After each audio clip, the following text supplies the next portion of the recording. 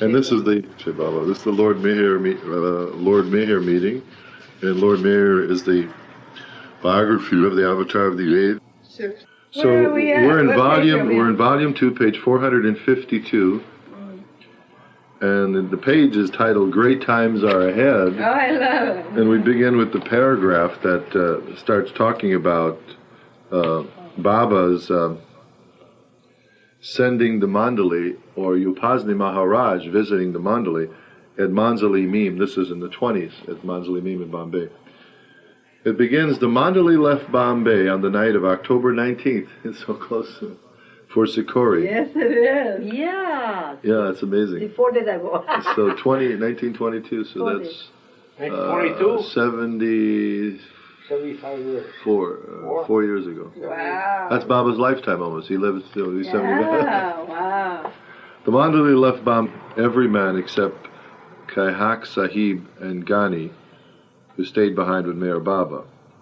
They arrived in Sakori the next morning, and Upasni Maharaj sat with them for a long time, telling them many stories and issuing certain instructions. The main point of his advice was that under any circumstance, through thick and thin, the Mandali should hold firmly to Meher Baba. Upasni said, "Listen to what Merwan says and obey his orders. By doing so, you will be troubled to some extent, but you should try to bear it cheerfully. If, however, the suffering does go beyond endurance, you should humbly tell Merwan about it, and he will lessen it. The circumstances may be comfortable or otherwise, but you should hold fast to Merwan, and on no account leave him. Day by day, God is manifesting more and more through Merwan. Great times are ahead for him. In every circumstance and by every means, hold to him at all costs." That was from Upasni to the Mandali. Wow.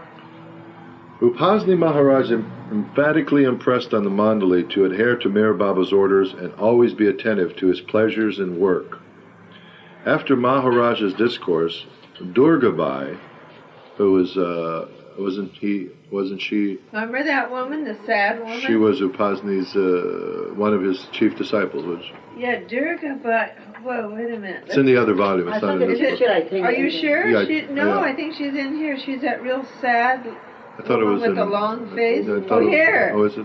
Oh, no, that's someone else. Oh, that's somebody else. Her picture is on the Durga. Who was she? She was one of his main people? Yeah, so Durgabai served a delicious meal. They spent 2 pleasant days in Sakori in the intimate company of the awesome giant Upasni Maharaj, the one Baba had referred to as King of the Yogis. Wow. According to Meher Baba's instructions, on October 23rd... Today! That's today. Last week that was happening too. Wow, yeah. Wow. The Mandali left Sakori and proceeded to Pune to meet Babajan. After taking Babajan's darshan and answering her inquiries about her son, they immediately left for Bombay, arriving at 1 o'clock in the afternoon. They told Baba about their stay in Sakori and about Babajan, and he was pleased. The next Sunday, the masters decided to give alms to the poor. On October 29th, he sent Ramju and Ghani to the bazaar to buy 100 cotton shirts to be distributed among the poor. Baba told the other men to find and bring lepers, the blind and destitute to the manzil. Ordinarily, 1,000 beggars could easily have been found in Bombay with the hope of free food and clothing. However, that Sunday, it was not an easy task to locate 100 of the genuinely needy, helpless and poor. That is unusual. I mean, you only could find not even 100.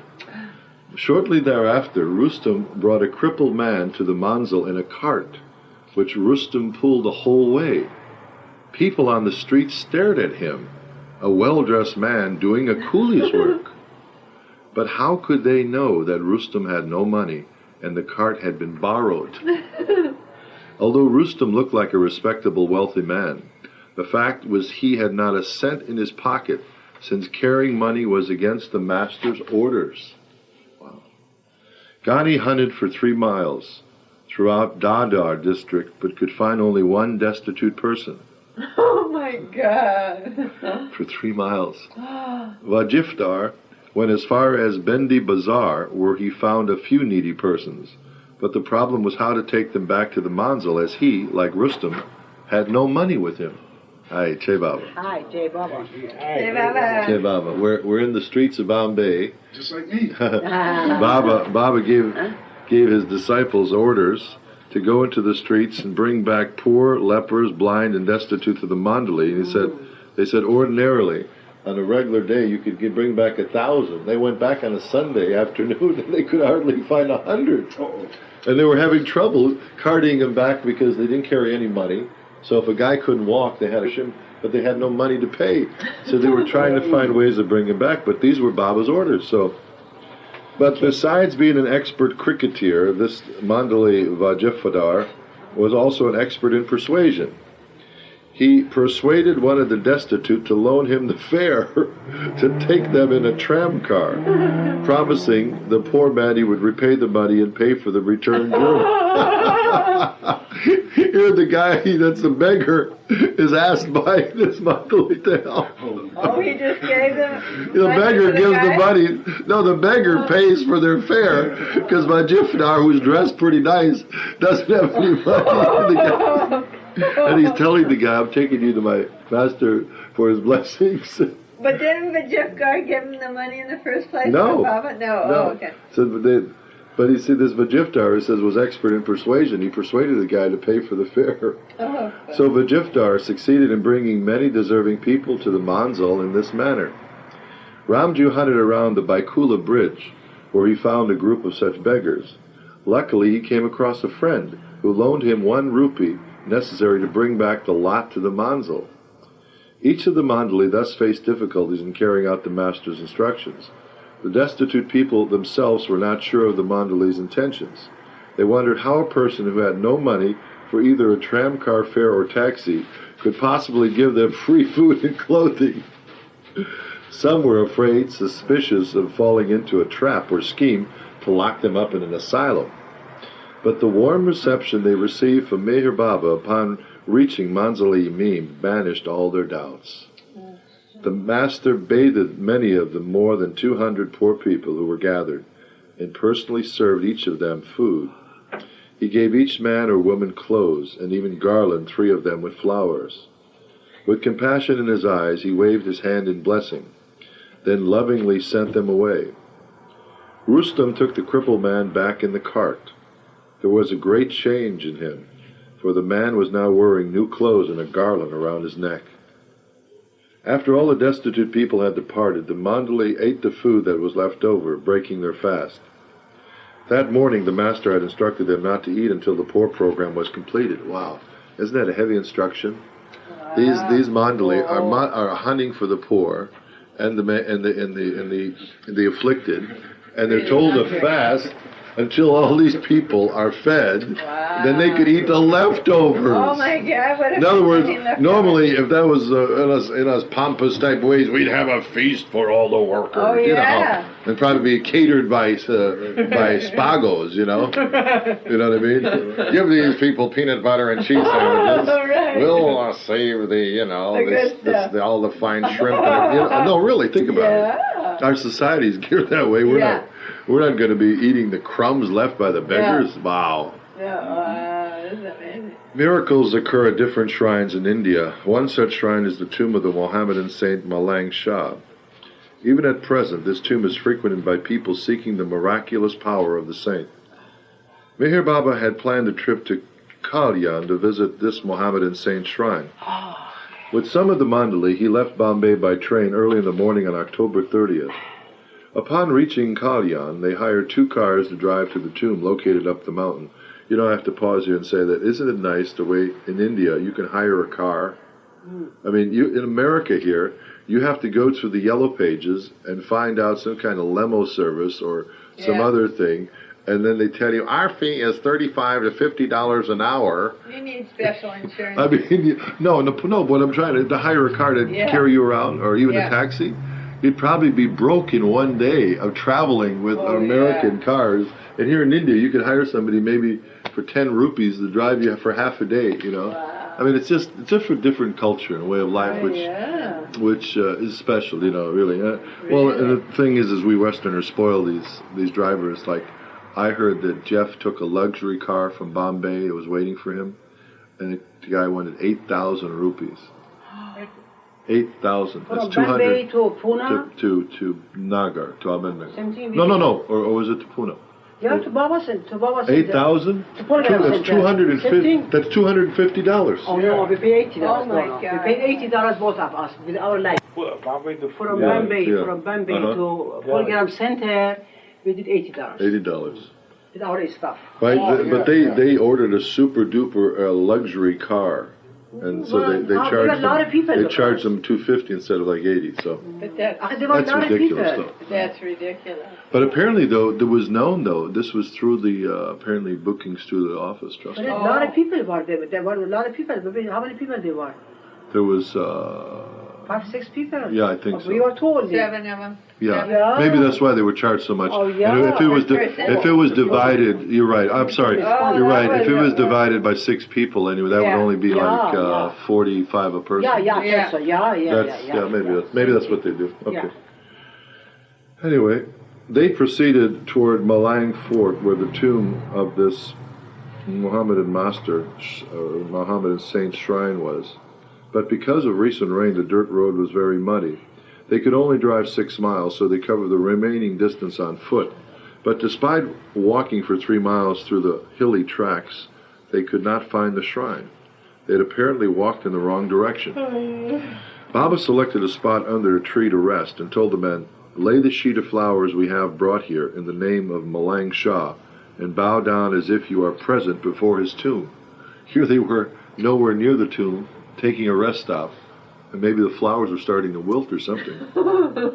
All did accordingly, and Baba vowed that they would surely visit Malang Shah's tomb sometime in the future.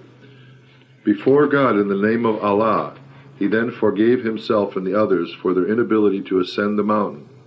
He then told the Mandali not to think about it any further. On their return, they again lost their way, and went a mile ahead of where the cars were parked. But this mistake was lucky, as they met their driver coming on the road, who was on his way to the village thinking the group would not come back until evening. Reaching Manzali Mim at 5:30 in the evening, Baba remarked, "Today's pilgrimage could not be said to be incomplete, as on the notice board it was written, to go to Kalyan instead of to go to the tomb of Malang Shah. Next time we will take care to write Malang Fort." The men understood what he meant. Because of this oversight, they had not been able to reach Malang Shah's tomb, and realized that, for some other reason, it was the master's wish they had missed the way.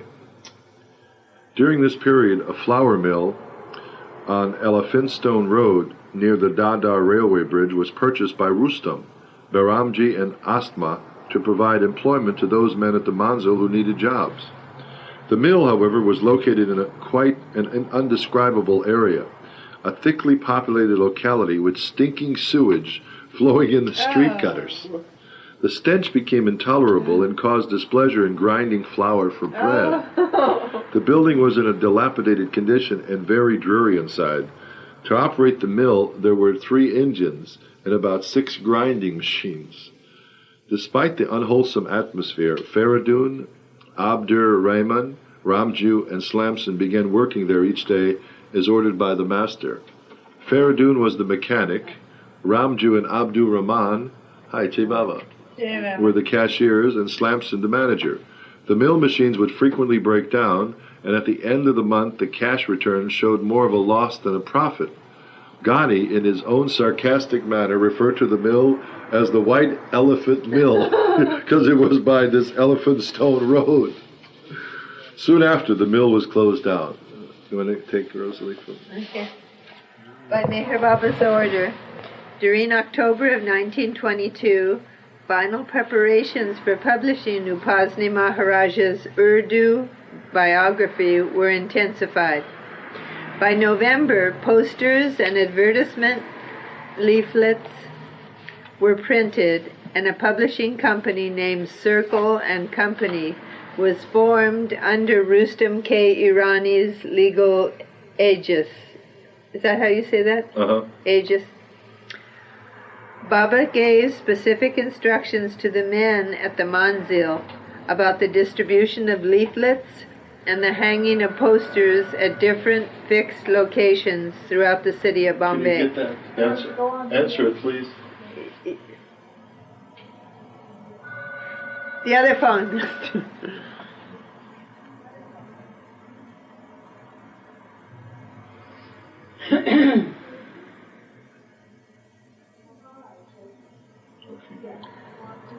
On November 3rd, Baba told Ghani to put up some posters printed with Upasni Maharaj's picture, advertising the book in the Mohammedan locality of Jumma Masjid. Jumma Masjid. Jumma Masjid. What does that mean? Friday prayer in the mosque. Oh, Juma Masjid is the Friday prayer. Jumma Oh, Masjid, okay. yeah. And to distribute the leaflets to Muslims there. Reluctantly, Ghani proceeded to the popular mosque, accompanied by Aspandiar, that's Pendu. Aspandiar. Oh, yeah. Yeah. A Zoroastrian, and Arjun's Sapakar, a Hindu. Ghani was a Muslim and in the past used to frequent the mosque. When his fellow Muslims found him plastering the posters of a Hindu guru on the walls of the mosque, they teased and ridiculed him terribly. Oh, my. But Ghani was Muslim then. I didn't know that. Oh, my. Oh, he I thought was. he was Hindu. Oh, my. See that? Baba then decided to send Ramju Abdullah to another mosque named Zakaria Masjid. What's that? The name Zakaria Masjid, mosque. What The day name is of Zakaria. that? What day is that? Oh, you don't know. Okay. Zakaria. Okay, I just thought. In the Kachi Mahala locality for the same purpose, advertising Upasni Maharaj's upcoming biography. Ramju, who was also a Muslim, was well known in the locality and begged Baba to send someone else. Baba allowed him to be excused and ordered another Muslim, Abdur Rahman, to go to that mosque. He sent Ramju to the Mohammedan locality of Phul Gali, the flower lane, to advertise the book. Ramju plastered the posters on the doors and walls of the mosque. And after the Muslims finished their prayers, he stood at the entranceway handing out leaflets about the book. Oh no. Ramju did not escape rebukes, however, for he was scoffed at and vehemently insulted by the Muslims for promoting a Hindu guru. 1,000 copies of the biography of Upasni Maharaj arrived from the printer on November 15th, and selling the books became a regular activity at Manzili Meen. Rustam and Vajiftar were the two men wholly occupied in this work and were ordered by Meher Baba to sell as many copies as possible. The other men in the manzil were told by Baba, in every available spare hour, try to sell that book. Urdu is derived from Persian, and it is commonly spoken among Muslims in India. However, every man in the manzil had instructions to sell a certain number of copies of Maharaj's Urdu biography, Protector of the Poor. Among their friends and relatives, whether they were Muslim, Hindu, or Zoroastrian. Ramju had a particularly difficult time disposing of his copies, so he contacted a rich relative in the hope he would buy several copies. How funny. But the relative only asked, "How long have you been so down and out that you have had to resort to this sort of peddling?" Ramju, who had been a successful cloth merchant, was embarrassed and bade a speedy farewell, but nevertheless managed to sell him 2 copies. Ramju once tried selling Upasni Maharaj's biography at the wedding of another relative, and even delivered a speech to the gathering about the The Muslims jeered and booed, shouting, "You are speaking to Muslims about a Hindu guru? Are you crazy? Do you think we would really buy such trash? Get out of here before we throw you out." Oh, boy. Another time Ramju saw his cousin and tried to explain to him about the spiritual importance of the book, but had little effect. Ramju then told him that the introduction was written by the revered Mohammedan scholar Khwaja Hassan Nizami. Hearing this, the relative became perturbed and sneered. "Who? Khwaja Nizami? He's a first-rate crook." Big man. "I definitely would not buy anything Nizami endorses." Ramju was taken aback and left. On one occasion, Rustam and Bajiftar approached a lawyer, handing him a copy of Protector of the Poor. After casually glancing through the book, the lawyer asked, "What do you want me to do?"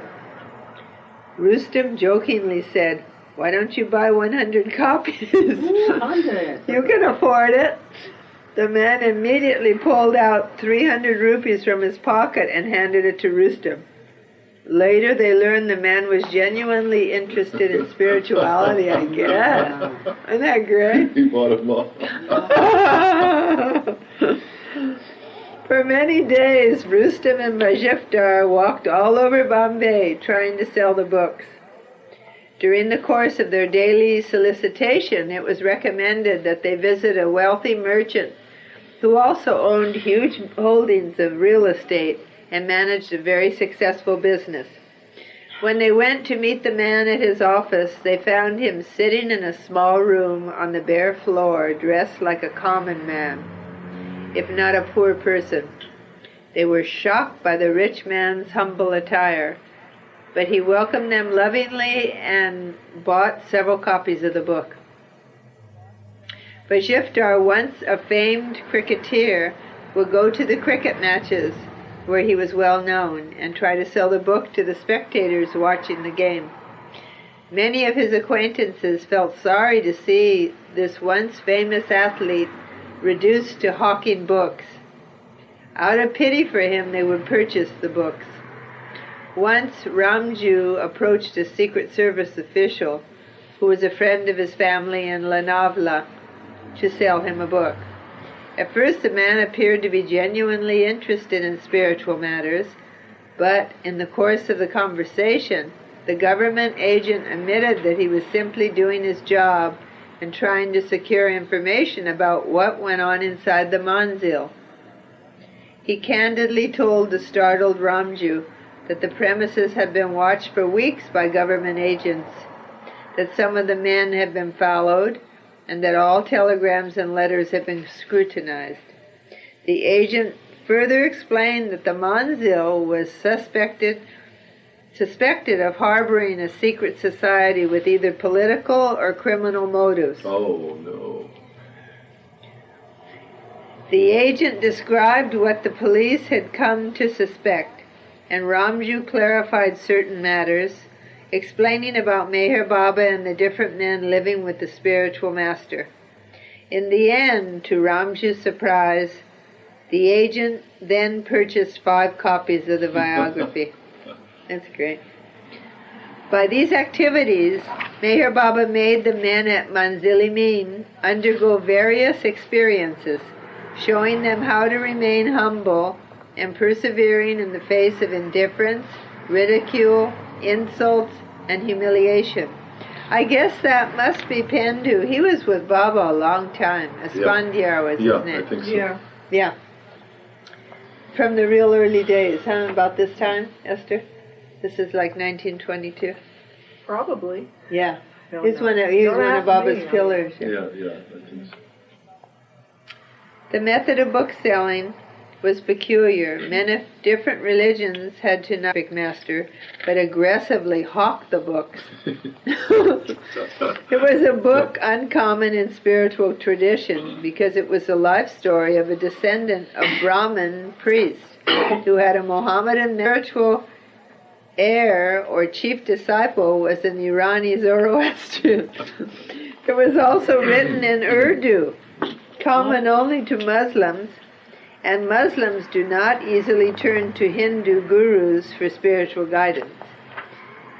And the salesmen, while professing to be leading a spiritual life of renunciation and austerities, fakiri, were apparently pressing to sell as many copies of the book as possible and collect as much money as they could.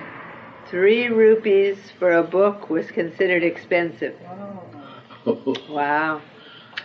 On November 19th, a Muslim named Nazir Ahmed came to meet Meher Baba. When asked how he had come to know about the Master, Nazir narrated this recent incident.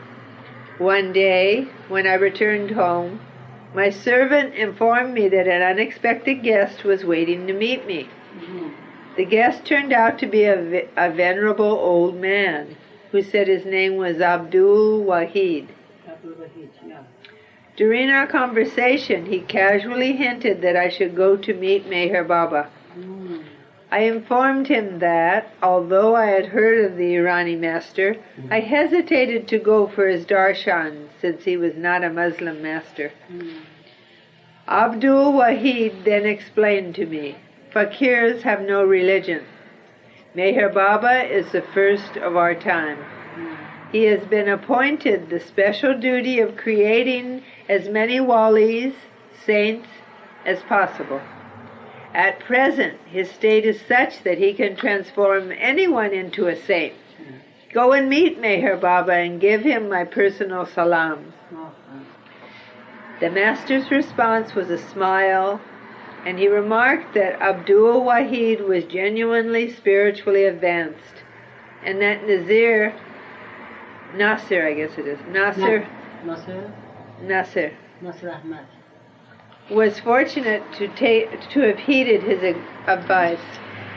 Tension had been building among the men because for several days the Master had written on the notice board, "Someone has committed a bad deed in the manzil, Merwan." At first, the Mandali took it as a general warning to all.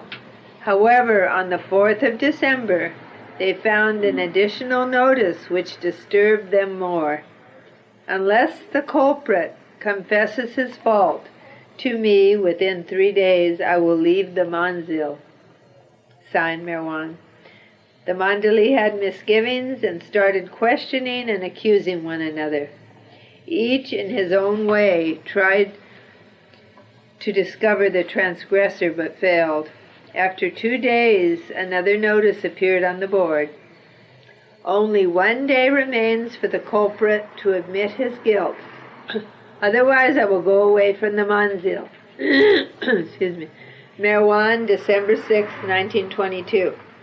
All the Mandali were distraught and dreading the consequences.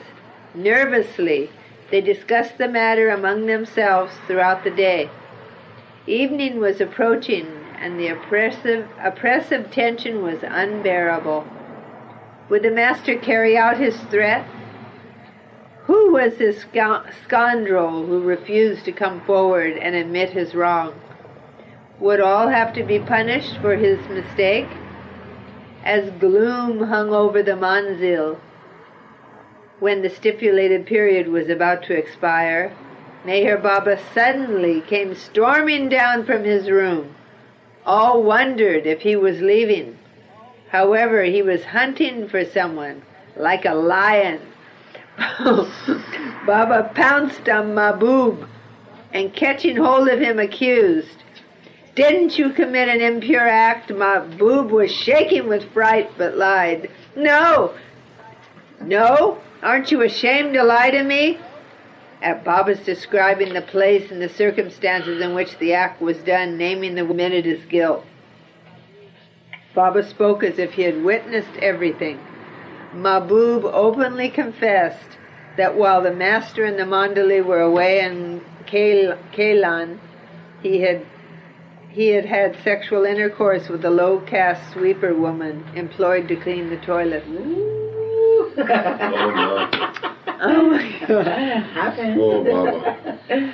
Although Baba forgave Mahbub, he did not allow him to reside in the manzil No, come. anymore. Kennedy. Wow. Take from there. Can you take a sink up? Yeah.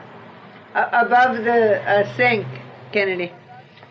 So maybe that's why the name Babu. Mahbubu. Well, you know, That was my boo-boo. God, so he was banished. Yeah. What did it say? He said, Baba said, kill. Although Baba forgave forgave Mahbub, him. he did not allow him to reside in the manzil any longer. Wow. Oh. He sent him to Munshi Rahim's house and instructed Munshi to find him a job in Bombay. So I Oh, wonder my whatever God. happened to him. In other words, he wasn't no longer. That was it. No longer a Mandali. Is that it? His name was Mahbub. Yeah. I don't know You whatever. heard about that. But Baba Mahbub. forgave him though. But he was turned Oh, loose he into was, the yeah. world. Then he was just turned Yeah. loose. Well, he needed to be You know, in the that world. would be a good question to find out. I don't know. I mean, big deal. I mean, what does Yeah. it really mean? But just to see what happened to him. Yeah, what happened? I'm sure. Well, you know, he probably passed on by But now. they never heard about that name. I never heard him either. No? Well, it's a name that lives in somewhat ignominy. I mean, because Mahbub, yeah. here's a fellow that lied first of all, saying no to Baba, and Baba says no. Baba knew it. Wow. Baba knew all along. I bet you if he'd have came forward, Yeah. maybe Baba would have. I don't know if he'd have still kicked him out. Yeah. Probably would have, but Well, he probably thought he needed to be in the world, though. I mean, geez, that's a pretty extreme to go from, the celibate regime into, with a sweeper woman. yeah, someone he doesn't even know, probably. You know what I mean? I mean, it seemed like he might have pounced on the woman like Baba pounced on him. Like it says, Baba pounced on him like a lion. And she was a low caste sweeper Yeah, sweeper woman. who cleaned the toilets. Wow. Like at that time was untouchable. You know what I mean? Yeah, definitely. So. Although Baba forgave Mahbub, he did not allow him to reside in the manzil any longer. He sent him to Munshi Rahim's house and instructed Munshi to find him a job in Bombay. Nawal Talati was ill for several days, and Meher Baba would often visit him at his home to see how he was feeling. Okay. During his illness, Nawal had a dream in which Sai Baba of Shirdi appeared and clearly told him, "Whatever difficulties you are suffering from, it is given to you intentionally by Meher Baba.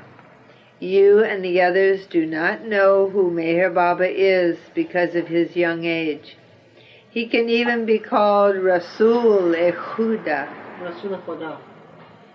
Muhammad, and it is not wrong for you to say that. Don't leave him. Many will run away from among his Mandali. Only 14 persons will remain, but myself and Upasni Maharaj will see that you remain in the circle." Nawal Talati had had contact with Sai Baba since 1914. It's the start of the war, and later became devoted to Upasni Maharaj after Sai died in 1918. That's the end of the war too, no? First World War. I don't know. He believed in the divinity of both Sai Baba and Upasni Maharaj, and his faith in Meher Baba's divinity and authority was profoundly deepened by this dream. There's a picture of Sai here. Wow, Uh-huh. quite a picture. Yeah. Picture of Sai Baba. I have some of that pie. It's homemade. That pie it's made by the Apple Pan, but they bake it every day. And there's sauce to pour on it, and so because it's very low sugar pie. So anyway. I know sorry. Did everybody else have some already? Oh, we all had Yeah. ours. We all had ours. Did you bring it? Yeah. Thank you. Yeah. Sure. On December 22nd, Meher Baba sternly told the Mandali, "You do not carry out the work I give you. You do not carry out the work I give you with 100% of your heart, and you have become inattentive to my orders. Now, because of your negligent attitude, I will neither eat food nor drink water." Obviously upset, and without saying another word, he retired to his room early at 4 in the afternoon. The next day, written on the blackboard was, if the fixed number of copies of the book Upasni Maharaj's biography and the lottery tickets for a motor car are not sold by December 31st, then Manzili Meme will be closed to all those who fail. Because I am keeping aloof, it doesn't mean that minor orders are not to be followed. The more attentive you are to my orders... The more inattentive. Oh, the more... Yeah, thanks, friend. The more inattentive you are to my orders, the longer I will remain aloof from you. But if you wish to see me playing, eating, chatting, and working in your company, then you had better take all my orders seriously and obey them sincerely. Merwan, December 23rd, 1922. Well, you know, these things kind of funnel down to us because, you know, since Mani's passed away, I just really feel she was so devoted and so obedient to Baba's will that it's a push for us to be more obedient. You know? I totally agree. Do you feel that? Oh, I totally agree. And, you know, I also... The purity. I also sense in reading these accounts, I never knew that Baba would send his Mandali into the streets to hawk books. Yeah. And I guess they were also hawking lottery tickets so they could possibly get a motor car for their use. But the thing about it is, I mean, we've been on fundraising campaigns for our center, being reluctant to do it because we think, you know, that's not spiritual to do, because it's embarrassing. You know, it's embarrassing when you go up as stranger, can you help me, money? Get away, you know? Yeah. So, but Baba, you know, it basically shows you that you've got to just not have your ego involved. I know. I had trouble. I couldn't even do my 10 people. I had to hand it on. Yeah. Maybe at another time I couldn't do it. You know, I would find myself stammering. Well, what I did is I mailed my letters out. Oh, you did? And then I called. And you called? I called Peter Justin. I talked to Kathy and Gus. Yeah. And I also left messages on machines because I couldn't reach these people, so I just left messages on their voicemail. He did respond. He sent his envelope. Well, he's always conscientious. Yeah. Very conscientious fellow. Yeah. Can I ask you something? That's the letter you sent it to us. Can I have 1 or 2, 3 of these, because I want to Of what? give it to other people. Oh yeah, sure. I don't have them now. I'll get them. I'll ask Jeff McGuire. Jeff is in charge of this. Next Saturday or something. Yeah. Oh yeah, yes. Blank. Yes, we'll either bring them here to you or give them. Yeah. My sister Oh yeah. told me. Oh yeah. Oh yeah. Together. Oh, right. You see, you would be a great fun campaigner because you got energy. You know. Yeah, because I talked to them. Yeah, you're great. Oh, your sister. You know, Gus knows that. You know, she keeps. You're not kidding. Remember last week? Yeah. What? Last year realization. If I got the realization, half That's right. He said if Gus got realization, she would try to get it. She would take it from Gus. But I remember Gus saying that. It was so nice. He says, I know Kathy, if I got it, she... That's great, Kathy. No, definitely. We'll get those. Yeah, with envelopes. Yeah, envelopes and everything, yeah. That's funny. On the 24th of December, 1922, at 11 a.m., Meher Baba called 14 of the men to his room and told them, "My seclusion is because of spiritual reasons. Maharaj has recently imprisoned himself in a bamboo cage at Sakori and is suffering for the good of his Mandali. Now that my real spiritual work has started, many of the present Mandali will leave me. You will see what I mean." The 14 men again solemnly promised Baba that in every situation they would stay with him for the stipulated period. During this period, a rumor was circulated in Pune that Meher Baba and his followers were in Bombay for illegal purposes. People said he had gone there to deceive and rob the public. It was rumored that Manzili was a trap laid by the Irani saint, and that his companions meant to lure the unsuspecting and swindle them out of their possessions. Well, you know, even like Myrtle Beach, they always thought it was a nudist camp. Oh, really? Yeah. So Elizabeth used to go to church, and she made herself a real public figure, so they thought it was a nudist camp. I know. I was always wondering why Elizabeth stayed so devout and involved in the church. Community, yeah. Because she knew that. Rumors. Yeah. I knew this. Oh, boy. These rumors did not disturb Baba. Thus, from the outset of Meher Baba's work, opposition had begun. Only later did the Mandali realize that opposition was a definite part of his spiritual working. At times, Baba would encourage his enemies and critics to speak their minds, and he often remarked that opposition was beneficial to his work. So see? So, like even in our group collecting the money, there have been some, vehemently opposed, but that's good. It's good that they speak their piece. I like what you just said. It takes the anxiety out of me of pressing the issue. Yeah. It's just saying, this is what we need. Yeah. And if you're opposed, you say fine. If you oppose me, fine. Oppose, because that helps the work. Opposition helps That's the good work. because it is hard. Yeah. You don't want to be opposed. Exactly. It's better to be opposed than wishy-washy. Yeah, It's better to not be opposed if you don't believe it. Exactly. That's true. It's better to be opposed or for it than be a person saying, well, I don't really care. Or then that person, gee whiz. That person, you're not going to get nothing from that person. Being opposed at least creates energy. Yeah. Well, Baba even would say, didn't he say sometimes that my work is done even when I'm opposed? Oh, So don't be afraid. He says it's like pulling the bull in the air of the stream. Remember that analogy? Oh, yeah.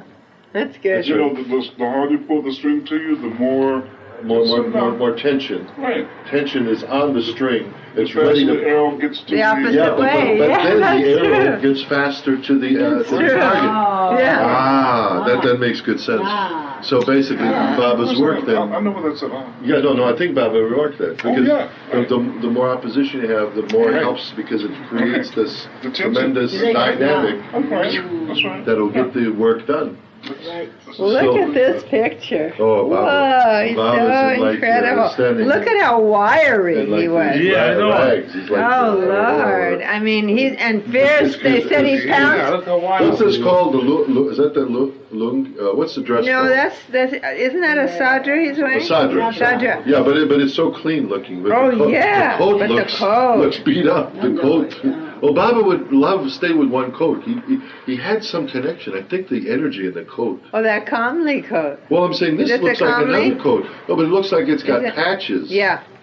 Well, the comely was all patched too. Well, I think you get used to the feel of something. You know how it is? Like when you wear something. He likes sandals. Have you seen some of his sandals? They're just like incredible. Just totally worn to the core. 9 years old. They fit. Your shoes are? No, the jeans. Wow. Oh, the jeans. Jeans are 9 years old. Yeah, Wow. but I can't find any other. No, well, see, that's like these. That's so true. Heel cuffs are true unless they're worn in. Yeah. Very true. Look at him in this picture, and they said he jumped on that guy, that Mahbub, like a lion. Wow. Well, you're looking at Baba. Look at him. He looks like he was on fire. Yeah. This is when he was throwing people across the room and stuff. Did that girl ever call him? Remember the girl that was here? Oh, yeah. Who was that? That girl from the neighborhood? Yeah. Remember that little girl that walked in here, Anna? Or 2 or 3 weeks. Jeannie? About a month ago. Lenita? Yeah, about a month ago. Was it Lenita? Was it Anitra? Was her hair blonde? The punk girl. No, where did she come from? No, never heard. Young, like a punk rock. Yeah, no. She said she lived in Beverly Hills. Oh, did she? Yeah, I never saw her. An earring, a nose ring. Yeah, she was sort of... Nothing. Oh. But I tell you, it was mind-blowing. I think it blew her mind. Well, I mean, can you imagine being introduced to something you've never really known about? Yeah. And we're talking about the manzil where Baba is, basically, working on his mandali. Oh yeah, and that particular night he was doing something with. Well, he feces. threw What was somebody he down the doing? stairs. No, it was much funkier than that. He beat somebody. I thought he threw someone. Oh, I he thought pushed the guy down the stairs because the guy didn't obey or something. Yeah. But it was a guy. No, they were walking around nude. It was something really And we bizarre were, that happened. and I went, oh my God, and we were just going on, and I thought, we got to say something. I'm glad you spoke up, and you spoke up, rightly, because No, I've never seen her. we've never seen her again. Well, no. Oh well, She wanted to come that night. But you know something? It That's almost all right. goes back to what we were earlier talking about.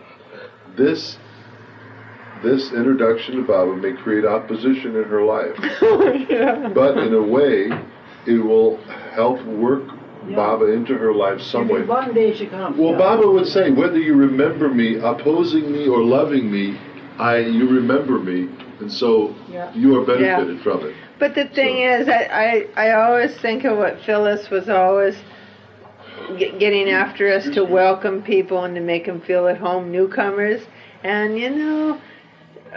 there's something to that too. It's like you have to be sensitive if someone is brand new. Yeah. And sometimes on Saturday night someone's brand new, and people pick up on it and they'll say, well, they'll explain what mandali means, or because we're going to be doing a lot of that. Oh, sure. More and more and more and Oh, yeah. more. We're going And to then become the next line of introduction to Baba because the mandali And look at how patient the mandali are with us. Oh, I boy. mean, Oh, boy. endless patience. And look at Mani. Oh, I mean, she was, always there. the epitome of, And reading in that Mani newsletter, the Love Sri Lanka, how many people, there's countless others that were touched by her. Oh, yeah. Like Michael Campagna. That made me cry when I read his account. I have to read his account When again. he wrote how she called him over and says, I want to take you in and show you my sitar. Oh. And she played for him and So says, here, fortunate. he says, you want to try He it? taped.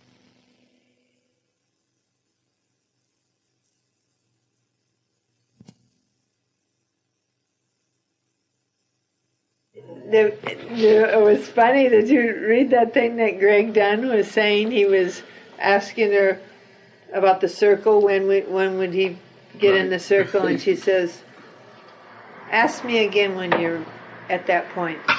And I thought, wow, the perfect answer. Oh, God. It's a diplomatic out.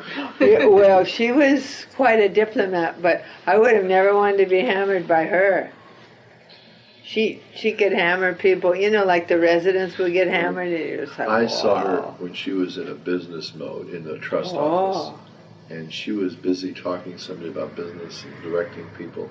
And I'll tell you, she was focused, Oh, yeah. doing her Oh, yeah. work. I mean, and if there Baba's was noise or work. nuisance, excuse me, I'm sorry, and Yeah. you could tell it wasn't personal. No. It was just. Yeah. But then when she was finished, she was light as a daisy. Oh, yeah. Oh, hello. Yeah. But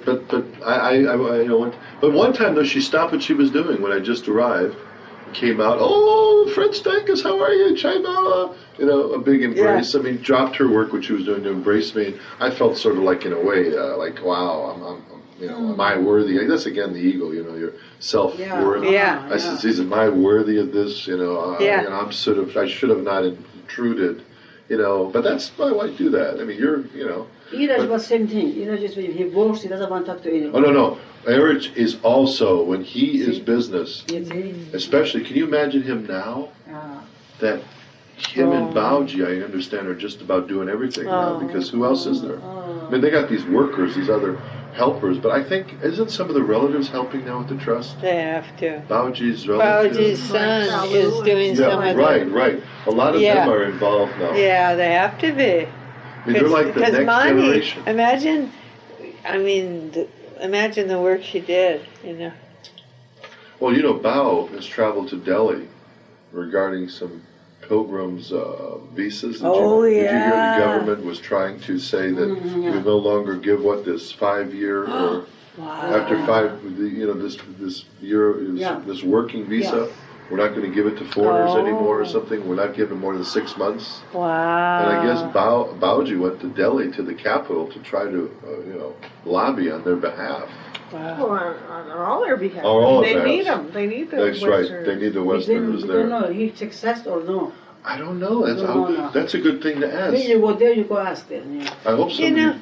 You know what? This is not even on this subject, but would you want to send Sarah a birthday card? Oh, her Let's do birthday it. is when? Oh, it's a Halloween. She has a Halloween Oh, birthday. that's right.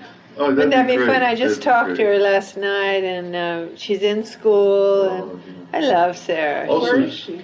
She's in. She's going to that private girl Mills College in Oakland. Also, should we all send the card to to David about his passing of Evelyn? Yeah. That was 2 weeks ago, but it could be belated. Yeah. Evelyn Overton, the founder of the Cheesecake Factory, Passed away. Passed away at 73. I have the note still there About because 2 I weeks meant to ago. send a card. Cheesecake Factory, the Sufi Baba lover who owns all the cheesecake factories. Yeah. That's Baba Lover owns Yeah. Yeah.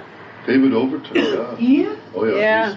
He owns all the cheesecake factories here. Oh, They've opened my up in God. Chicago, yeah. Houston, Atlanta, Yeah. Washington. He It's passed a away? multi-million. His mother. His mother. His mother. Huh? He's only probably in his 40s, I But- just think, or maybe Oh near my 50. God. Yeah. It's Baba Late 40s. Cheese Factory. But She- they're not she's very good. cheesecake. But Yeah. they have a pasta.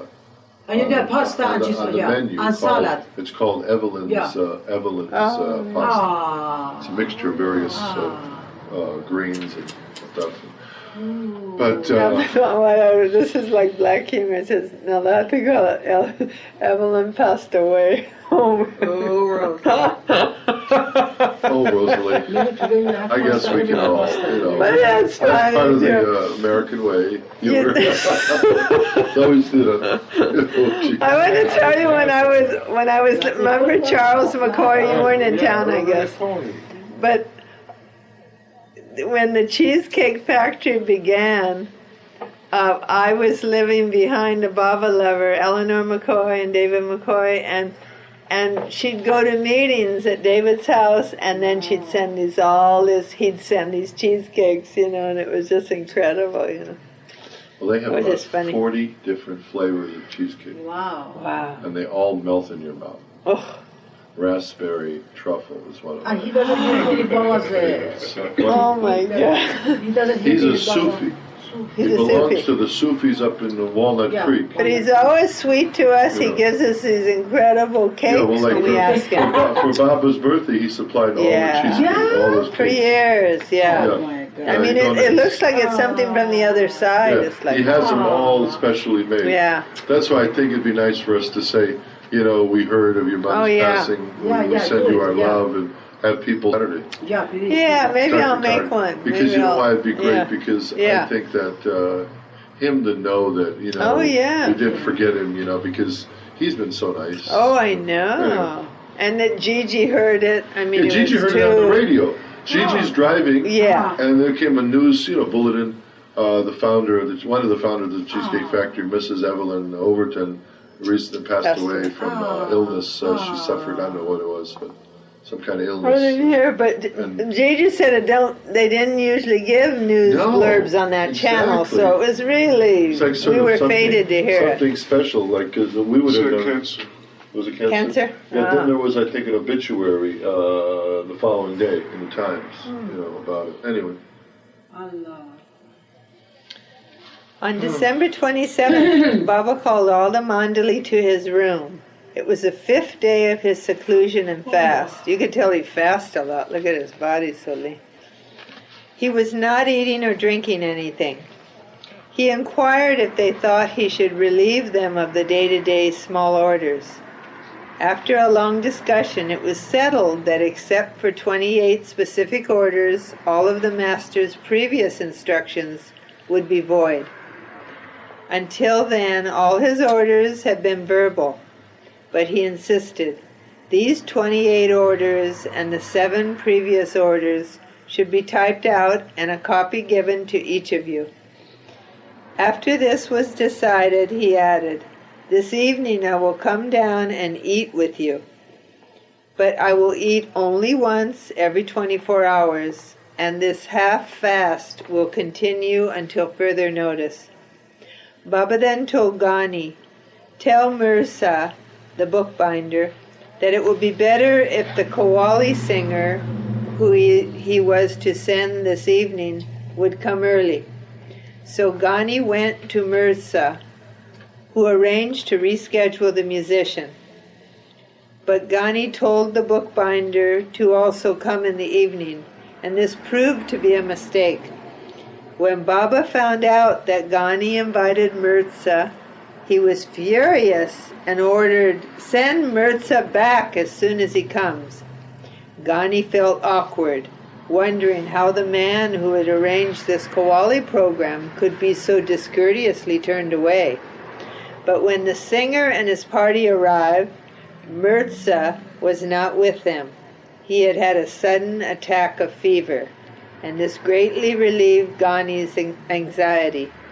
The embarrassing situation Ghani had imagined was lifted, and he was able to enjoy the Qawwali, singing of ghazals, praising the Master's omniscience.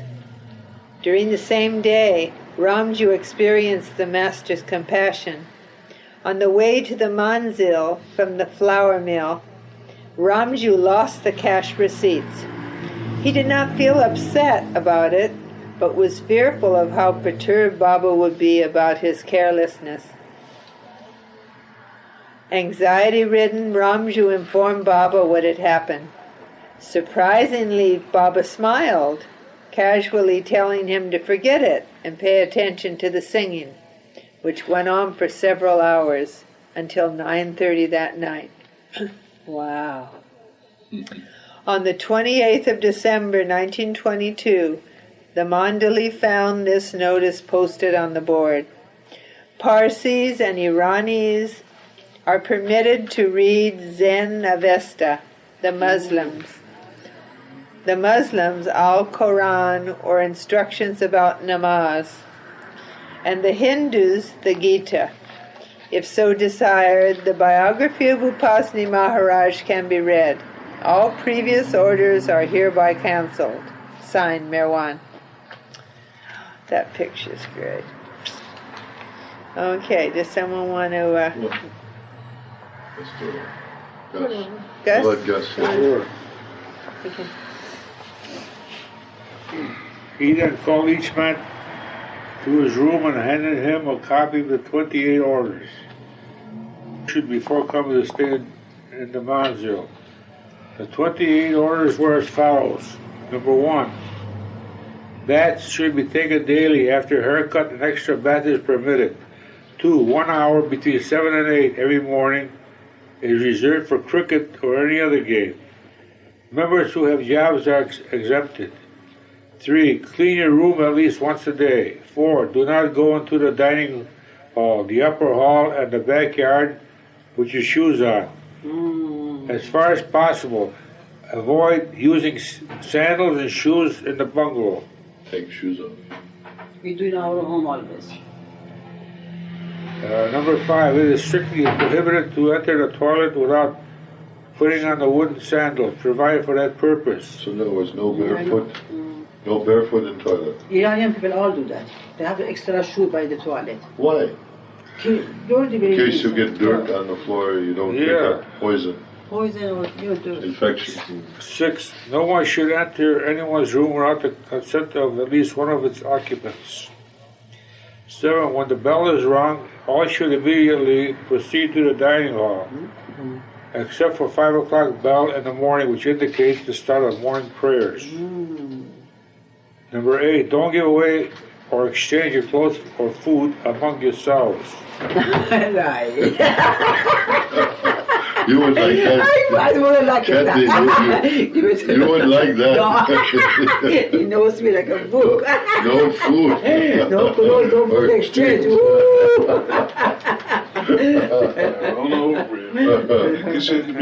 Number 9, eating less than to your full satisfaction is strictly prohibited. So I like that. You're supposed to eat. report the reason for your inability to eat. Before you get full, It says take it eating out. less than to your full satisfaction is Already strictly told me, prohibited. In remember other that I words, told you. you're supposed to eat to total satisfaction. Wow. Yeah. Report the reason for your inability to eat despite hunger, and also in the case of no appetite after accepting food. Number 10, any decline in health should be reported immediately.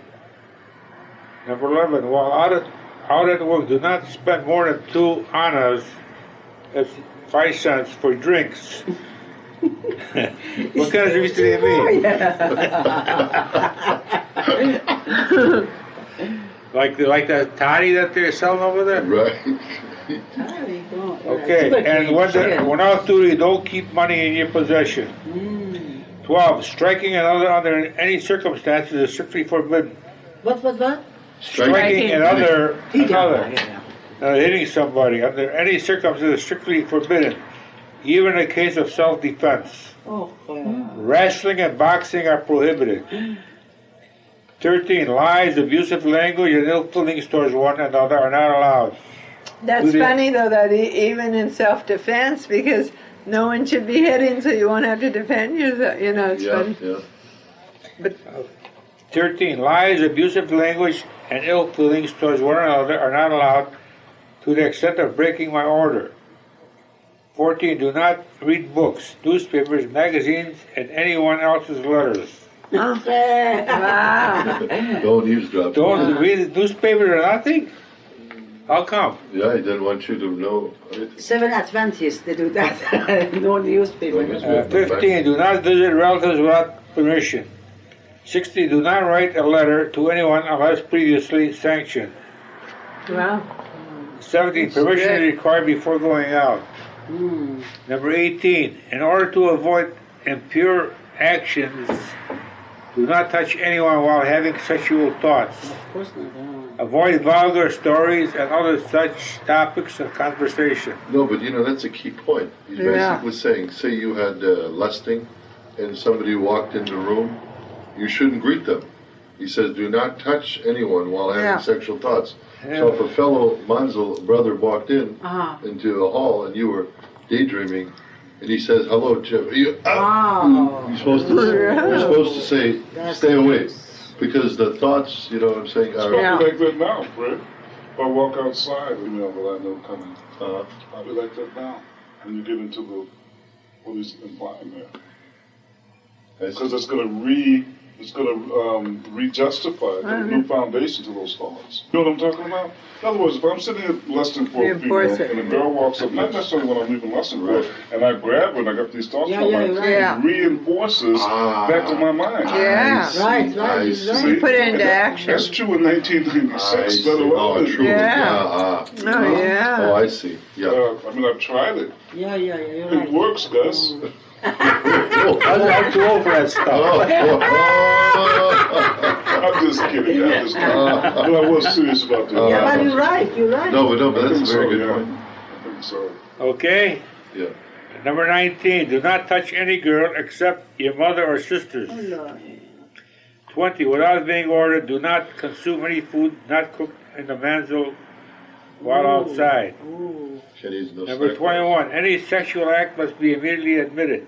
See, this goes back to that guy that was kicked out. What the rules were to Right. begin with. If he would admit, I was wondering what the rules were at the beginning that guy, were the rules clearly spelled out to him ahead of time? Well, The let's see. sweeper lady, Fred. What lady? The sweeper lady, yeah. Well, this said on the 28th of December, so this was after that happened. So Baba laid out these rules. But, funny, in reading these rules, I stop and think of the human frailty of us, of all of us, of humanity itself. So Baba knows this, and so in establishing the manzil, he knows the human tendencies, the human nature. He keeps saying the universe is my house. Think about all that Exactly. stuff. It's not, we're not talking about some loose, statement that I might make, make it excited about, cheeseburger or something. Exactly. You know, now he's laying down these rules inside of a house, but we know that they work today. Oh yes. I know that they work. They work today, but the thing of it is also though it shows you how our free will, quote unquote, gives us this aspect of doing our own thing, and that if you're going to be under his direction, he knows what you're capable of not doing or doing, and so exactly. He knows before you know. Yeah, so he is going to lay these orders down because he knows that if they're not listened to, you're going to take it on yourself to say, well, you know, I think it's okay. But when these are all spelled out, letter to the T. Yeah. He loves you more than you can love yourself. Yeah. And things are sped up, like I think since Mani's passed, you know, I think Baba's showing us quicker, you know, if we're off. You know, it's like, it was a tremendous turning point somehow for everybody, I think, because she was such an example for us. She was just such an incredible example. Her every breath, even with her cancer and the, you know, her buoyancy, you know, her focus on Baba, unswerving, you know, just,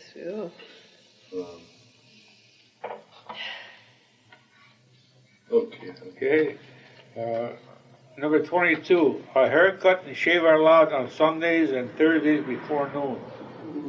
23, it is not necessary to report any breach of orders, except in cases where asked to do so.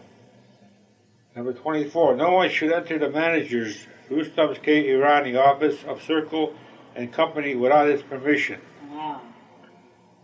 Number 25, before going to sleep, cover your ears with a piece of cloth or put cotton in them. Oh, no, I know why. Because in Iran we had a lot of Scorpio. No, Scorpio.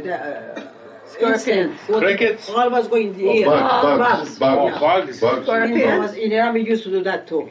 Our father used to tell us. What kind of bugs?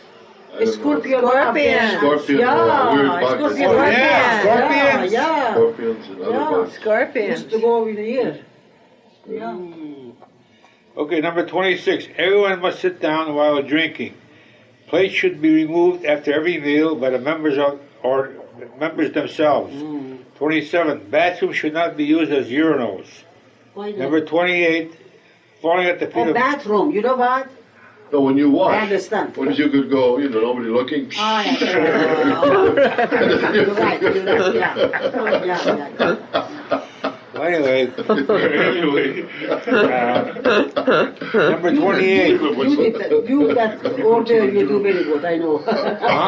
You do that order very good. Oh, he does very good. Good. You, how about you? No, I don't like to travel at home. I know what you're talking about. You do that rule very good because after he takes shower and he goes, you know, bathroom and then he pushed the flash. I can see it. You don't do it, but I know. Okay, well. Yeah. Don't listen to Fred. Okay.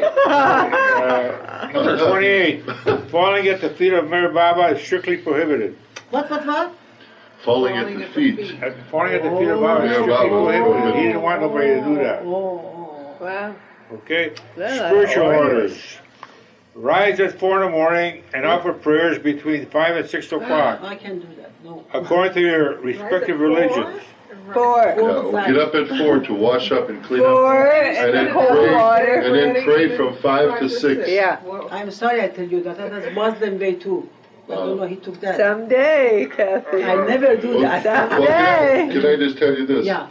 That wouldn't it be wonderful to have a weekend or a week's retreat taking these orders, say the Marana, and putting up on the wall and saying, see if we can try this and live it for a weekend or a week. Yeah. Call it Yeah. the Manzali Imam's week retreat. Marathon. Retreat, yeah. So you gotta like take your shoes off, do all these things, and putting special slippers at the bathroom. Everybody can't go in each other's room. 5 o'clock, the 4 o'clock bell, wake up. 5 o'clock, bath, prayers, and then Remember, mom's we went house. to Egypt, the Muslim And country. just see if you can can be done, and then maybe read Lord Mayer during most of the day when Bob Oh, was on. yeah. Anyway, it's just ideas. We can read about the Manzali. But I'm just saying, You know why? Because this is this is the amazing. Middle East. There's more But I Muslim than tell you anything what, else you there. know- Therefore, that's the way it was. We went to Muslim country, a few Muslim countries were together. They have And called at prayer. 5 o'clock in the got morning. the A Called guy No. at the tower. Allah Akbar. Akbar. Yeah. They do that in India. They do that. Everybody bows down on the knees. and they get- When the sun rises. Sunrise. Yeah, sunrise. When the sun comes up. 15 minutes before sunrise, they want to kill themselves. Yeah. Kind of later. Yeah, I think it was that 15 day. minutes before the sun rises, and Yeah. exactly when the sun You starts have to come clean up, yourself. you hear, oh, And then, yeah. I Yeah. mean, we were up at Srinagar on Yeah, I Lake, know it's on now. Lake Dao on a houseboat. Right. And it was a chilly December morning. Uh-huh. Probably was, in the 30s. Mhm. And all of a sudden we go out to take a breath of air. Our breath is, visible breathing. And all of a sudden I see this fellow on this other houseboat. He got on top. Yeah, Allah Akbar, The yeah. sun. Oh, Akbar! And it echoed through the Yeah. whole lake. That means God is great. Yeah, and all of a sudden people start, Wow. moving around, and it just In it just Israel, I was saw still, too, in it was just Palestine. beautiful. We saw Ah. it too, yeah. Yeah, over by that rock. Did you go to Hard One? Tower of the rock, the rock of the Yeah, tower. it was Srinagar. Yeah. Something very Muslim state. Anyway, that was the last spiritual Yeah, order. and then, Could you read that Okay. spiritual order over? Rise at Yeah. Okay, rise at 4 in the morning and offer prayers between 5 and 6 o'clock, according to your respective religions. Daily visit your place of worship and carry out any other individual spiritual orders as given by me. what? I mean, he ordered them to go to their daily Muslim Can you mosques believe it? and Hindu temples, besides he said they love him. being at the manzil. My God, That is liberation. The thing is, they had no time. That is real God. They had no time for themselves. Yeah. That's probably what he kept them from being idle, because they'd have to carry no money. They had to explicitly, if they had a job, They go to wanted that God. job Yeah. immediately. When they're finished, come back. Like, we go to a job. Oh, we go to Rose. I'm going shopping, or I'm going to Yeah. 7-Eleven. No. Yeah. Come No. home, No. So And you it's- can't eat out. I guess you could pack a lunch. Well, it said if you took food from the manzil, it's okay. Oh. Eat food from the manzil. Wow. Well, remember that story of Katie? Katie, She was would in there bring during the new food. life. Yeah. Food, always bring her lunch to Bombay Consul General of Japan, Uh-huh. and he'd say, "I want to take you out to lunch, Katie-san." Katie said, Uh-huh. she'd say, "No, I have," and she'd pull out her little, Yeah, he told us, yeah. little chapati or Uh-huh. something with, Ah, Yeah. he was following the orders, see? Oh yeah, Baba told her not Yeah, to eat. strict. Oh, my God. This is so wonderful. And then, Okay, since the day Meher Baba had started his one meal fast, he had been serving food to the Mandali himself. On December 29th, when he was serving Ghani's plate, Ghani said, "I don't have much of an appetite today. I don't wish to eat." Baba became upset by this remark and angrily told him, "You have just broken one of my 28 orders." Ghani replied, "According to my understanding, I haven't broken any." While scolding Ghani, Baba suddenly threw the plate he was holding at Ramaji. Wow. The atmosphere was tense as Ramaji cleaned up the mess, but within a short time the argument stopped and Baba became calm. wait, Baba threw the Threw food it at out? Ghani. He threw his food. He picked up Ghani's Plate. food and threw it at Baramji. Oh, Baramji, why Baramji? He did. Because he was just taking it out on somebody. Oh my God. Oh my God. Ghani left the room without eating. He was distressed throughout that whole day and the next, weeping frequently. Oh. On the 30th of December, he had a vivid dream of Hazrat Babajan. Ghani was dreaming. Okay. Yeah, Ghani was the dark side. I found myself sitting near Babajan at Char Baudi in No, not Pune. Yanni. Mhm. At first I Not thought Yanni. Babajan Gustav. frowning Gustav.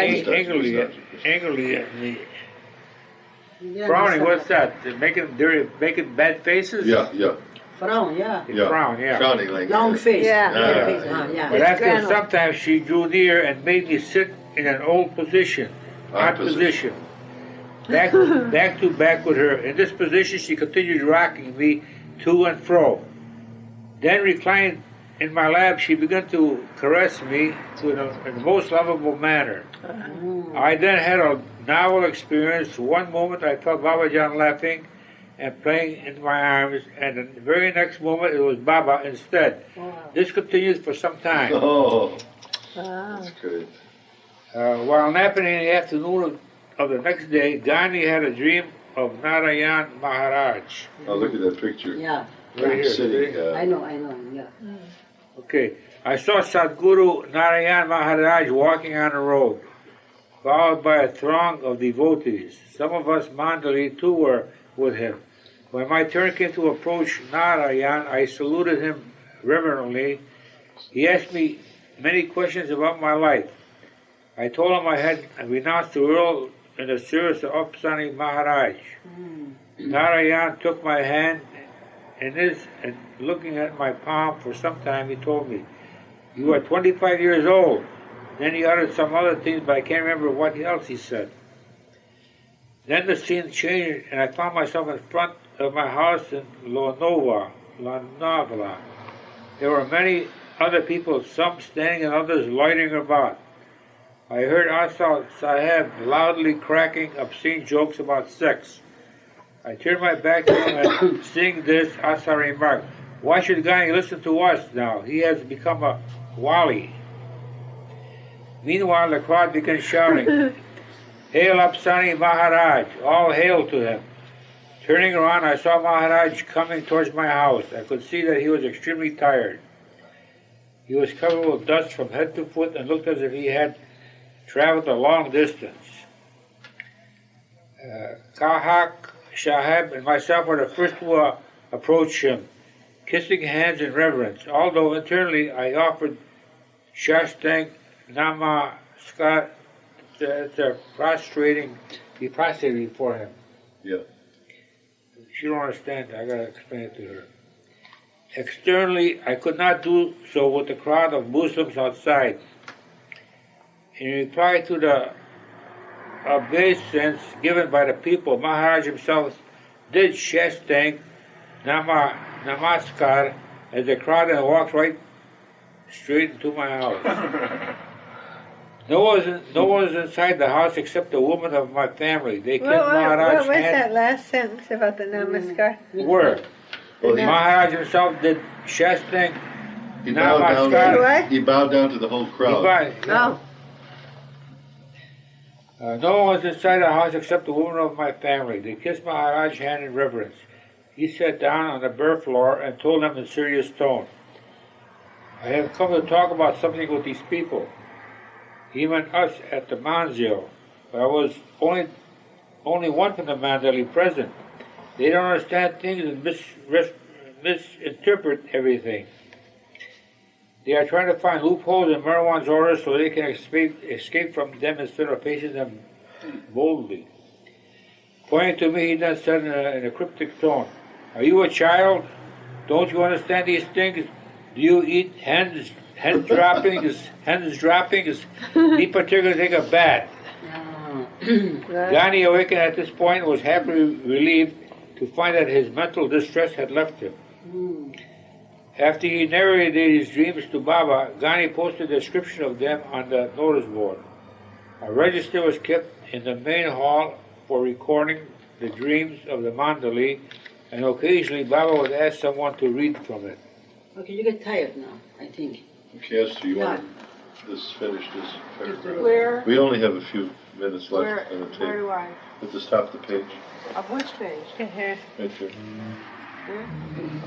January 3rd, 1923. Mayor Baba called all the Mandali to his upstairs room and said, "Somehow let us manage to spare an hour or two every evening to discuss domestic matters of the Manzil, and then devote some time to recreation." All agreed to this, and a few rules were laid down for the nightly meeting.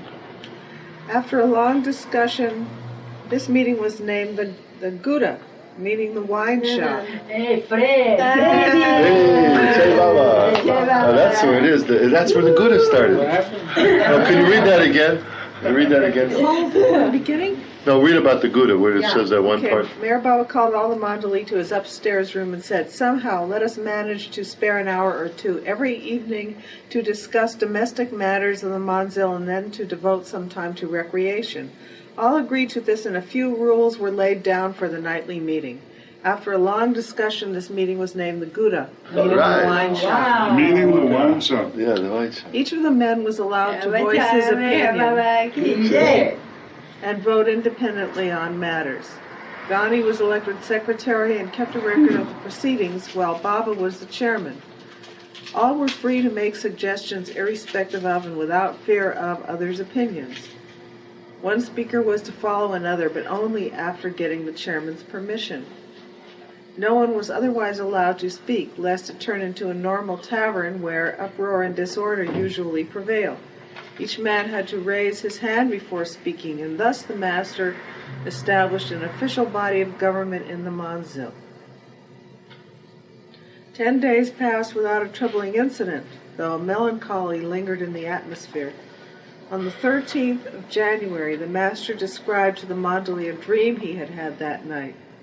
I was traveling with the Mandali by train, but Baba doesn't have dreams. Anyway, from the opposite direction, a long funeral procession was coming. On inquiry, I learned that this was Baba Jan's funeral. At Pune, I got down from the train and went to Char Bowdy. There I saw Baba Jan lying down, surrounded by a large crowd, wailing and shouting that she had died. I passed my hand over Baba Jan's face, and she rose. I told her that people thought she was dead and gone, and her only reply was, "Yes, that's right, I really am dead." While listening, Abdur Rahman burst out laughing, and Baba asked him, "That is the very same dream I had last night." The others were amazed that Abdur and Baba had experienced identical dreams. Baba doesn't dream, he doesn't sleep. Maybe he just said he was having that dream. Who are we to... They always say that Baba said he didn't sleep. That's a good question for us to put up to somebody sometime. Some He Mandali may have member. just said that, Well, to get somebody else to say, yeah, I had the same dream. Well, I'd like to write Bao about that. On January 15th, the master offered, because, a God-realized person doesn't go unconscious. True. Never. So they can't dream. Well, I know, that's a very good, valid point. Yeah. So, On But he's January... an exception too. I mean, I kept hearing... God realized people necessarily take on all humanity's suffering. Well, whenever I heard from the Mandali telling stories, Baba said he never slept like ordinary people. He's always awake, doing his universal work or something. His body rests, but he doesn't go unconscious. Anyway. On January 15th, the master offered to explain to Khak Saheb and Ghani about the current melancholy prevalent in the minds of men. In this way, this is, well, you know how Baba Jan was. yeah, Baba Jan, 141 years old. Haven't you ever been kind of in a dream state where you're kind of awake and you keep going back to the dream? I'm not Bob. No, but I mean, even humans have that where they're kind of awake, and then you go, oh, you want to go back to it, and you just go back to the dream. And then you're kind of awake, and you're, so I think you're doing the same thing. Yeah, the same thing, on and on and on. Okay, in this path, this is what Baba was explaining on whatever it was, about the current melancholy. In this path, ordinarily one has to pass through 3 stages. The first stage consists of a keen interest and intense longing to know about and experience God, resulting in bright hopes and pleasant expectation. Then the second stage of disgust, disappointment, apathy, and consequent suffering ensues. The third but last stage is that of realization of God. At present, all in my circle are in the second stage, which lasts quite a long time. Since it is inevitable, try to put up with it and pass through it cheerfully. Don't leave me for any reason. During the evening of January 16th, Ahmed Khan was supervising the marching of the Mandali in the meadow behind the building. Ahmed had previously been in the army and in smart military fashion was shouting, "Left turn, hut, right turn, ho." The marching lasted for about an hour, and Ahmed made the men sweat like new recruits. Afterwards, Baba disclosed the reason for this strenuous exercise. Today is Kakaji's daughter's birthday, and he has sent us a large quantity of rich food. To create an appetite to digest such food requires exercise. Oh, I agree. Meher Baba's routine of ingesting food and water only once every 24 hours, and only a very small quantity, continued in January. He would also ask for raw tobacco, which he would chew day and night on an empty stomach. In the evening, he would take a hot bath with numerous bucketfuls of water. Ghani and Gustaji were near him during the nights, and both remarked that he continually tossed about, scarcely sleeping. Despite this abnormal behavior, Baba remained more active and alert than anyone else at the manzil, continuously supervising the premises. Picture. Khak Saheb's car was old and run down and became a constant source of trouble and expense to him. Baba wanted it to be disposed of at any price, but Naval had insisted that if repairs were made, it would be, quote, worth its weight in gold, unquote. Baba did not want the car, but agreed to keep it on the condition that Naval would have the car fixed. Naval tried his best, but it could not be made serviceable. On January 28th, the car was finally sold by lottery. Mandali had to sell the tickets, and the so-called lucky winner was a Hindu man called Sachidananda, one of the bhajan singers from Mahim, area of Bombay. Oh, I see. They were selling the Manzil's car via lottery. Instead of selling it to one individual for a lump sum, they would go around into the town and ask everybody to put so much in and accrue so much, and then they draw. Oh, yeah. And that person's a lucky winner. Actually, that's a good way to say Yeah, it. You know? yeah, you know it is. Yeah, at the Baba Center here, you could say, I'm selling a used car, and, you know, if everybody could put in $50. Good idea. If everybody puts in $50, you know, and I'll get, I don't know, a couple $1,000, we'll have a drawing. Well, we need 100 people to get $5,000, right? Or if 100 people put $50 in, it's $5,000, and that's worth. That's a pretty good lottery to get a car. Oh, yeah. You could actually use it for a number of things. The same principle. In fact, that could be used for the center's fundraiser. Yeah. Somebody could put up some kind of property, and then it could be something drawn, and the money goes. That's a good fundraiser, isn't it? Everyone always thinks, you know. Something, yeah. Anyway, that's a great idea. Anyway. Ghani had a very curious mind as well as a keen intellect. When he would be alone with the master at night, he would often try to wend the conversation towards spiritual topics, or if he found Baba in a good mood, he would ask him questions and try to induce him to give explanations about spirituality. Sometimes Ghani would deliberately quote Persian or Urdu couplets from ghazals in the hope that Baba would offer some comments or explanations. On the night of January 29th, finding the master in a very communicative mood, Ghani recited this couplet. Love originates in the heart of the beloved. Unless the lamp burns, how can the moth become mad after it? Meher Baba liked the couplet and explained it to Ghani. It is assumed that there is a lover and a beloved, and the connecting link between them is love. Although God is universal love, let us, for the sake of argument, concede that God at first begins to love or attract a talib, aspirant, by means of sufferings. The aspirant, not understanding the true significance of such an overture from him, begins to protest and resist. This results in easing the situation for the time being, and again a pull is exerted toward the one to be attracted. But the instant sufficient love is kindled in the heart of the aspirant, which expresses itself in the desire for seeing God, the beloved becomes indifferent. In this way, the game of attraction and repulsion continues for an undefinable period, but ultimately ends in union with God. This is exactly what Hafiz explains when he says, with one end of the string in my hand and the other in the hand of the friend, this tug of war has been going on for years between us. Whatever degree of love you have for me, in the same proportions, at times you will hate me also. This hatred or repulsion is the resistance offered by you when I am trying to attract you toward me by my internal love. In the course of time, you will begin to respond to my love with equal intensity. Then the force of my love will relax, and at the same time I shall become indifferent. A master has love for all members of his circle. This treasure of divine love which has come to me through Babajan and Maharaj will be shared at the proper time with the members of my circle and others, in accordance with their connections, services, and sufferings. The esoteric fact which I want you to remember is that the beloved is more keen and eager to realize the lover than the lover's anxiety and longing for such union. Either Ghani or Ramju would be near Meher Baba from 9 p.m. to midnight and from midnight to 4 a.m. Aspandiar would, is that Pendu? Would keep watch. Sometimes Aspandiar's eyes would droop since he had to work during the day and would only have a few hours sleep. But as his eyes were about to shut, Baba would nudge him with his foot, telling him to keep awake. Baba's not sleeping. During late January 1923, criticism of Meher Baba and the Mandali began appearing in a local Gujarati newspaper.